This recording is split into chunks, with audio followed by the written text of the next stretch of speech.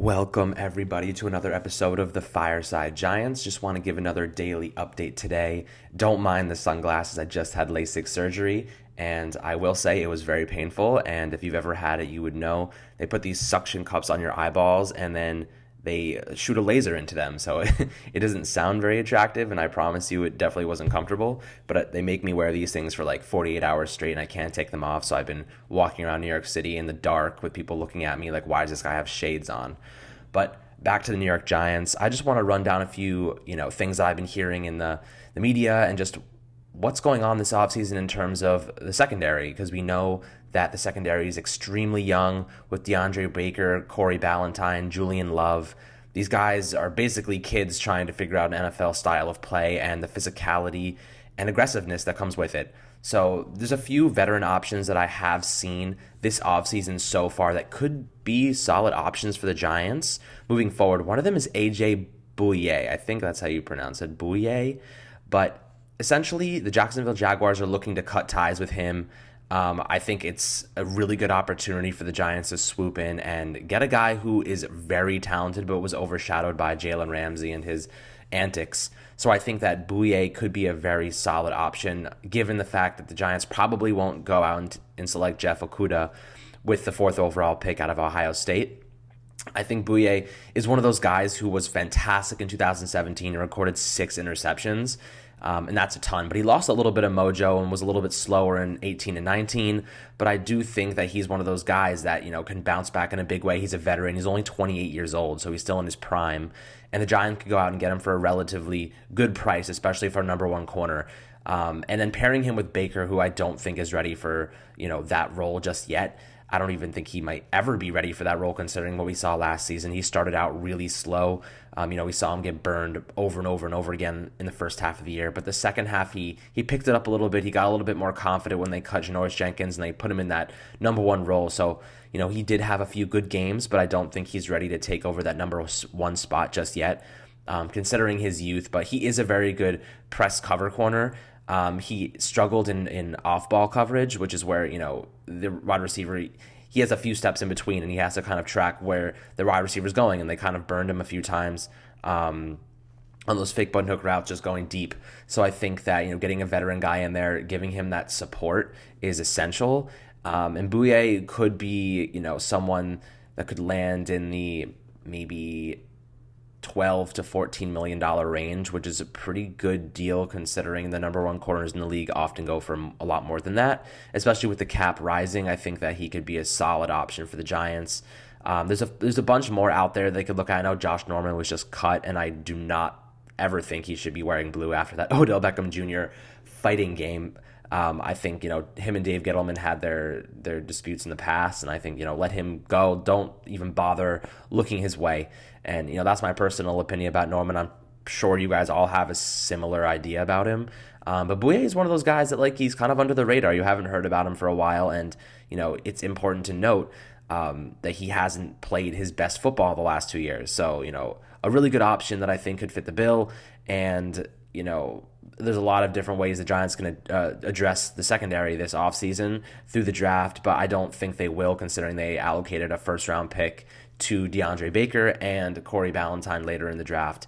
It doesn't make sense to go after Jeff Okudah at this point. We know that the cornerback position is really difficult to adapt to, especially coming from college, so it's no guarantee that Okudah will be an amazing player right off the bat. And that's kind of where my head is at. I think, get a veteran, invest the money in him, and then plug him in and allow Baker to learn from him in the process. That's the ideal scenario. And a similar thing with the pass rusher. If they can't land a guy like Chase Young in the first round, especially at number 4, it's a really good idea for them to just say, hey, let's take a step back. Let's sign a veteran guy. I know Marcus Golden's one of those guys that, a lot of them were just coverage sacks that he had. He had 10 overall sacks last year. But he has a really good motor and he has good hands. He's a guy that you could pair with another quality option. I wrote an article yesterday about Matthew Judon, and I think he could be a really good option too. I mean, he exploded onto the scene. He's a small school guy, exploded onto the scene last year. I think he had 9 sacks, and he's an outside linebacker, so he can plug that hole immediately, and he won't be elite pass rusher money. He'll be a little bit less, from what I'm understanding here is, he's still not a double-digit sack guy. He's never had double-digit sacks in his career, but he is a very talented outside linebacker. Pairing him with a guy like Marcus Golden, you have two quality edge rushers, and Judon is coming from a Baltimore Ravens team that is very good. And that kind of like leads me into Patrick Graham and like what I think he's going to utilize on his defense. And I think he might be, more willing to explore the idea of a hybrid scheme, mixing the 3-4 and the 4-3. But I don't think the Giants are going to stray away from the 3-4 scheme because they've already allocated a lot of time and resources towards building up their youth in that way. So, Lorenzo Carter and Dexter Lawrence, BJ Hill, if they're going to keep Leonard Williams on a deal. And by the way, I did confirm that Leonard Williams did not ask for $15 million per season. So, that myth or that reality that everybody was talking about is not true. He did not ask for $15 million per season. He even said that it would be stupid for him to, claim, put a price tag on his head because that only limits how much money he can actually make. So while we all think $15 million is ridiculous, the reality is if he puts that price tag on his head, he could never get more than that. He's only putting a value on himself, which is very bad to do, especially in a public setting.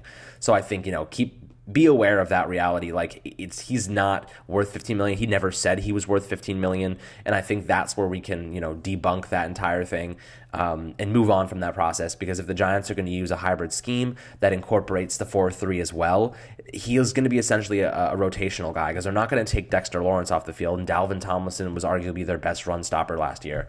So keep those guys on the field. And Patrick Graham, using a mixture. They're still going to have two edge rushers, whether it be an outside linebacker or a defensive end. Judon represents a very solid option. He's a big guy. He's motivated, and he's probably going to get paid a good amount, especially with Marcus Golden, still, an option to be retained. I think, Spot Track values him at $16.3 million per season, which is like right below elite pass rusher money. And not having double-digit sacks is a little bit concerning, but he's able to cover in the flat a little bit better. He's really good against the run, and that's something that the Giants really need to focus on is being a good run-stopping team. That's what Dave Gettleman wants. That's what Joe Judge wants. They want to be hit you in the nose, stop the run, not going to take any crap from anybody. And that's really what I want. A tough team who's willing to go out there every single Sunday and punch the other team in the mouth. That's what I want to see. That's what we all want to see. We're tired of seeing Janoris Jenkins take a playoff or DeAndre Baker take a playoff and get burned on that exact play and get railed out on the sideline for it. That's complete nonsense, and I don't want to see that shit anymore. I know you don't want to see that anymore. And that's kind of where I'm at this point. Like, we need to see more from this team, and I think Joe Judge is about to install that reality. And, it's really exciting for us because last time we saw that was, the two Super Bowl runs when they had Michael Strahan and Justin Tuck and Antonio Pierce and, Aaron Ross, these guys that are like running up to the line of scrimmage and punching people in the mouth. Michael Strahan, I love, he rubs it in everybody's face after he gets a sack. He's talking trash. I like a guy like Jabril Peppers. He's not afraid to run up and make a play and be physical, because these guys, like, we're not seeing the physicality that's required to make the playoffs or even be considered a playoff team. And that's where my concern has been the last few years. And I agree with Gettleman and Judge in this sense that they need to be a smash mouth, punch you in the face kind of team. But the reality is they also need to be fundamentally sound, and that's where they've been struggling the past few years. So bringing in a veteran like Judon and retaining Marcus Golden is a really good way to supplement that. And, they have a ton of cap space. They have $61 million in cap space right now. And after cuts, I assume they will probably have around $80 to $85 million with draft capital. They have the 4th overall pick and the 36th overall pick. They have so much resources to allocate towards these positions and bring in veteran players. So, there's a lot of positions that need allocations, the linebacker position, the pass rusher position, the secondary, the offensive line. I could go on all day, and that's kind of where I'm a little scared. Are they going to be able to fix all these positions? Probably not, but if they can fix the core ones, like we need a really good linebacker. That's why I love Isaiah Simmons. We need another pass rusher. We need a number 1 cornerback, and we need a right tackle. So all of these things can be fixed. Jack Conklin in free agency. I'm just going to plug in a few players right now that I think could be good options for the Giants. Jack Conklin at right tackle, Isaiah Simmons at linebacker, Matthew Judon and Marcus Golden on the defensive line as outside linebackers, and they have Byron Jones, or they could go after a guy like Bouye in the secondary. And they need a free safety too, so they need Devin McCourty. That's why I mentioned in the podcast last week, I think he's a very good option for the Giants moving forward. I mean, he knows Joe Judge. He's been a very quality free safety for the New England Patriots for quite some time. And that's kind of like where my head's at, and who I think they should be focusing in on those specific players. Obviously, there's a plenty more in the pass rusher category as well with Jadeveon Clowney, Yannick Ngakoue. There's tons. So we're going to see where they go with it this offseason. But, I'm pretty excited to see what happens. We haven't had this kind of capital in quite some time. And, I do want to incorporate you guys more, like I said last week. So, leave your questions below, things you'd like to see, what kind of videos you'd like, Mike and I to make for you guys. And, if there's anything innovative that you want to, consume and enjoy, because we want to only make this channel of Fireside Giants even better for you.